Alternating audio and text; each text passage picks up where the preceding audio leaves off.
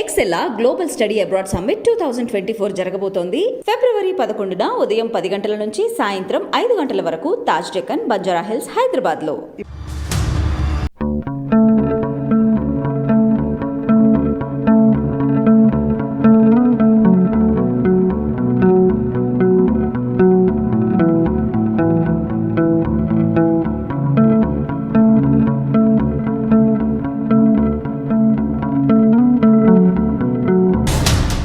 మీరు నల్లమలలో చెంచులు ఏరియాలు ఉండే మీరు పార్టీ ఎందుకు మీకు పిలిచింది? పార్టీలకు వెళ్ళిన తర్వాత ఆంజనేయుల పేరుని పక్కనగా ఎందుకు మార్చింది? ఇంకా ఊళ్ళో జరిగిన అన్యాయం చాలా ఘోరంగా ఉన్నది సార్. బీసీ వర్గానికి సంబంధించిన వాళ్ళు మా వాళ్ళని సోర అమ్మాయిలని మా అమ్మలని మానభంగాలు చేశారు సార్. ఎక్కువ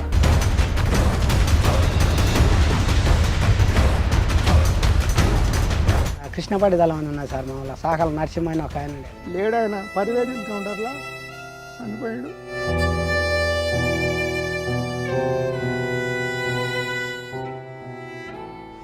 ఇరవై సంవత్సరాల పార్టీలో ఉన్నప్పుడు మీరు చేసిన దాడులేవి? ఎన్నిసార్లు మీరు పోలీసులను తప్పించుకున్నారు? బౌరాపురం చెరువులో ఎప్పుడైతే సుదర్శన్ రెడ్డి అనే జిల్లా సెక్రటరీ ఎప్పుడైతే అందులో అమరుడు అయిండో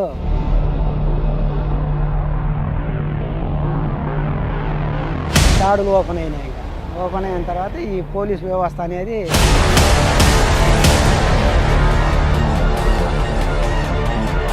ఒక ఇద్దరు ముగ్గురు ఎన్కౌంటర్లు అయ్యారు. 20 సంవత్సరాల్లో మీరు చేసిన దాడులు ఒకటి చెప్పండి, బాగా గుర్తుండిపోయింది. ఇంకా దాడులేని దాడు సార్. ఈ పెదకొత్తపల్లి పోలీస్ స్టేషన్ మీద ఒక పెళ్లి బృందం లాగా వచ్చి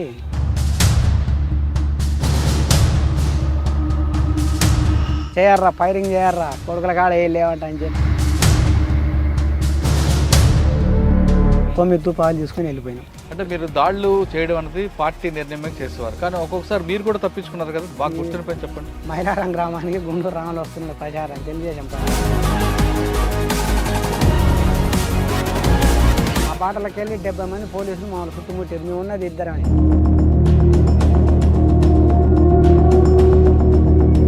అందులో నా పనిచేసి చెడిపోయింది. నల్లమలలో చాలా మంది సెంట్రల్ కమిటీ వాళ్ళు కూడా వచ్చేవారు కదా, ఎవరో తీసుకెళ్లారు? అక్కడ నల్గొండ జిల్లా సెక్రటరీని, వరంగల్ జిల్లా సెక్రటరీని,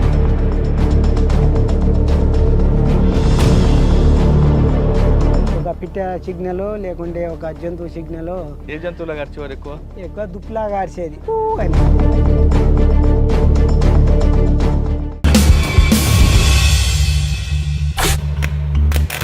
వెల్కమ్ టు క్రైమ్ కన్ఫెషన్స్.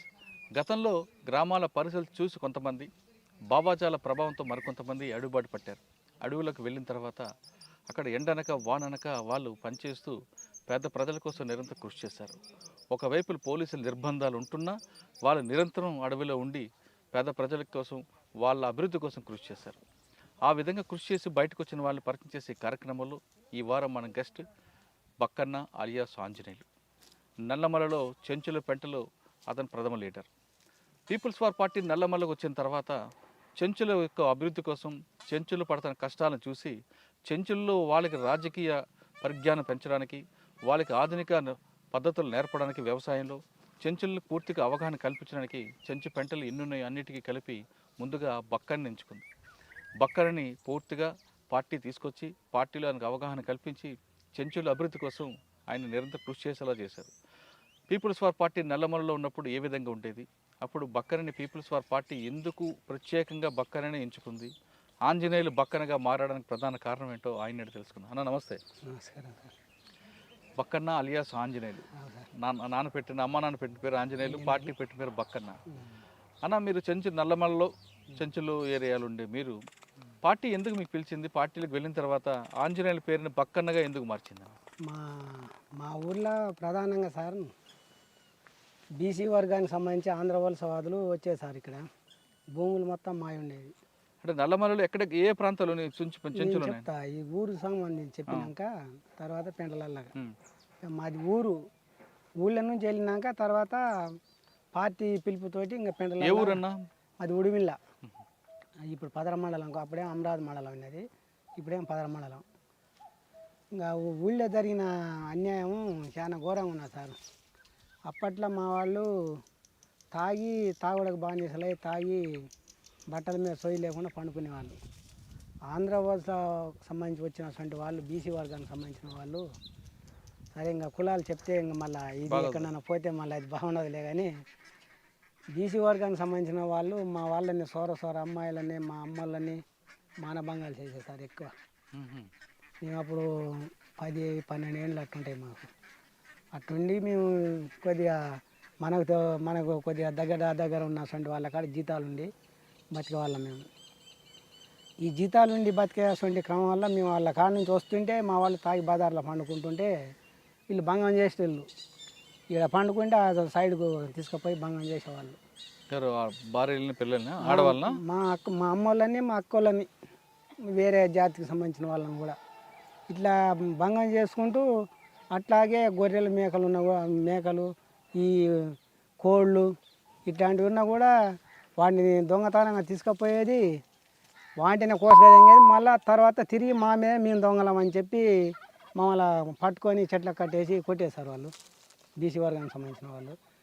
దీని ఇంక అప్పుడు ఎట్టా ఇది రక్తం ఉడుకుతుంది. దీనేమో దొంగతనం చేసేటోళ్ళం మేము కాము. ఈ కొడుకులు దొంగతనం చేసి మా మీద నెట్టి మమ్మల్ని తంతురు, మా అమ్మల్ని భంగాలు చేస్తారు. ఇది ఎట్ట చేయాలో మాకు ఎవరు లేడు, వెనక ముందు ఎవరు లేడు. అప్పుడు పోలీస్ స్టేషన్లో ఒక జీబు వచ్చిన వెంటనే మాకు ఆ సపోర్ట్ వింటేనే మేము పరారయ్యేది.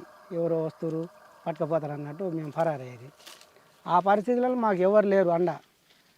అప్పుడు పీపుల్స్ వార్ పార్టీగా శేషన్న నాగన్ అని చెప్పి మాకు వచ్చారు సార్. ఇంకా అప్పుడు మేము మేకలు కాస్తాం. మేకలు కాసుకుంటూ ఉంటే అడవులలో కలిసేది, మాకు సద్దులు తెచ్చేది. మేము ఆకలితో ఉంటే వాళ్ళు కూడా ఆకలితో ఉండేది పాపం. దాంట్లోనే వాళ్ళు తినేది, మేము తినేది. మాకు ఈ విప్లవ రాజకీయాలు చిన్నగా ఎవడు ఏం కథ, మీ ఊళ్ళో ఎవడు పెద్ద మనిషి, ఎవడు పెత్తనం చెలాయిస్తున్నాడు, ఎవడేం చేస్తున్నాడు అనేది వివరాలు పూర్తిగా తెలుసుకున్నారు సార్ వాళ్ళు. తెలుసుకున్న తర్వాత ఇంక అప్పుడు మమ్మల్ని ఒక సంఘం తయారు చేశారు. రాడికల్ విద్యా యువజన సంఘం అని తయారు చేశారు. ఆ యువజన సంఘం వల్ల పని చేసుకుంటూ ఉన్నాం. ఇంకా బీసీ వర్గానికి సంబంధించిన ఆయన కాపాయన, వాడు దొంగతనం చేసేది, వాడే నిలబెట్టి తన్నేది, మళ్ళా వీళ్ళని మా మీదకి తనని పంపించేది. వాని విషయాలు మొత్తం చెప్పుకుంటూ వచ్చినాం పార్టీకి చెప్పుకుంటూ వచ్చిన తర్వాత ఒకరోజు వాళ్ళ మధ్యలో ఇంకేదైనా కానీ ఇంకా సస్తే సస్తం బత్తే బతాం తాడో పేడ తెలుసుకోవాలా అని చెప్పి పార్టీకి చెప్పిన తర్వాత వాని మీద దాడి అనేది చేశారు. పార్టీ వాళ్ళు వచ్చారు, మా సంఘాన్ని పెట్టారు. అప్పటికి సంఘము గ్రామ రక్షక దళం అని చెప్పి మళ్ళా రాడికల్ యోజన సంఘంగా ఉండి మళ్ళా అందులోనే మళ్ళా ఇది మా గ్రామ రక్షక దళం అని చెప్పి ఒక దాని పార్టీ మెంబర్షిప్ ఇచ్చి గ్రామ రక్షక దళంగా ఏర్పాటు చేసి మమ్మల్ని గ్రామ రక్షక దళం అని పెట్టారు. ఆ గ్రామ రక్షక దళం కింద ఒక 8 మంది ఉంటుంది. మేము ఆ 8 మందిలో వీళ్ళ మీద దాడి. మేము వాల్ పోస్టర్లు అప్పుడు మెదక్ల సూపరింటెండెంట్ జనార్దన్ అని చెప్పి చనిపోయాడు. పార్టీ ఆ వాల్ పోస్టర్లు అతికియమని చెప్పి పంపించింది మమ్మల్ని. ఇప్పలపల్లి, మారాడుగు, మధ్యమడుగు ఏరియా మొత్తం అంటించి నైటే మళ్ళీ మా ఊళ్ళో మేము అంటియాలని చెప్పి మేము ఈ టైం అప్పుడు బయలుదేరుతున్నాం. వాడు బాగా తాగిండు. మా మామనే సొంతం దగ్గర, మా మామకి 2 పెండ్లాలు తాగిన్నారు. వాడు బీసీ వర్గానికి సంబంధించిన వాడు, బాగా దాదాలే వాడు, ఇప్పటికి ఉన్నాడులే కానీ దాదావాడు. వాడు ఆమె మీద ఇద్దరు కలిసిమెలిసి ఉండరు. మా మామ చూసి ఇద్దరు పట్లు పడుతురు. గొడవ వాడు తనడం, ఈయన తనడం, వాడు తనడం, ఈయన తనడం. ఇదే సందర్భం టైం వల్ల మేము వాల్ పోస్టర్లు వేసుకుంటూ ఆడిపోయినాం. పోయటానికి ఇది అవుతుంది. ఇంకా వాని సంపాదనే మాకుంది. మా మామ మీద వీడు ఫైటింగ్ చేస్తున్నాడు. మా దాంట్లో ఒకడు ఉన్నాడు, మా మావుడే, వాళ్ళ మామ సొంత మేనమామ వాళ్ళకి రాయి తీసుకొని రాయి లేపాటి తలకాయ మీద వేస్తే వాడు తలకాయ అన్నాడు. వాడు బతికిపోయాడు. ఇంకా తర్వాత వాళ్ళని మొత్తం తోలుకొచ్చాడు సార్. ఇంకా తోలుకొచ్చి బరిసెలతోటి వాటితోటి మొత్తం మాకు తడికలు ఉండే మత్తు వేసేది, మత్తు మీద సామాన్ అవి పెట్టుకునేది. ఆ బరిసెలతోటి మత్తు మీద ఉండేమన్నాడు. బరిసెలతోటి గుద్ది మా వాళ్ళని తన్ని, మా వాళ్ళని భంగాలు చేసి ఇంకా వరిగలు ఉండి అప్పుడు వరిగలు, జొన్నలు, సద్దలు వీటన్నిటిని చిల్లం భంగం మొత్తం చేసి మమ్మల్ని అందరినీ పరారు చేశారు. ఆ వర్గానికి సంబంధించిన వాళ్ళు. మేము పరారైనాం. పరారైనాక మళ్ళీ వచ్చి వీళ్ళని తన్నాల మేము పోవాలని మళ్ళీ మేము పోయినాం. అయినా మేము తక్కువ సంఖ్య అయినా వాళ్ళేమో ఎక్కువ సంఖ్య మమ్మల్ని పరారు చేశారు. పరారు చేసిన తర్వాత పార్టీ అక్కడ మారాడికి వెళ్ళా.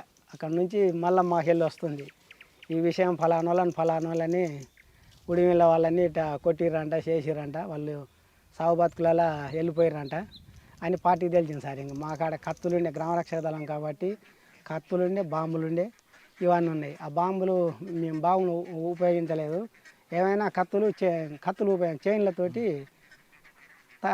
వాళ్ళ మీద దాడికి పోతే మా గీన్లు మొత్తం గుంజుకున్నారు, మమ్మల్ని పరారు చేశారు. పార్టీ అక్కడ ఉండే వాళ్ళ కత్తులు వాళ్ళ చైన్లు ఏవైతే ఉన్నాయో వాళ్ళకి ఇస్తేనే సరిపోయింది, లేకపోతే మీ ప్రాణాలు పోతాయని చెప్పి హెచ్చరిక చేసి వాళ్ళకి పంపించింది. మా కత్తులు మా చైన్లు అన్నీ ఇచ్చారు. ఇంకా ఊళ్ళో ఈ మమ్మల్ని అయితే ఎవరైతే కొట్టారో వాళ్ళందరూ పరారయ్యారు. మేము ఆడి పరారు, వాళ్ళేమో వాళ్ళ ఊర్లాగా వాళ్ళు పరారయ్యారు. వాళ్ళు నమ్మలాగా ఉండరు.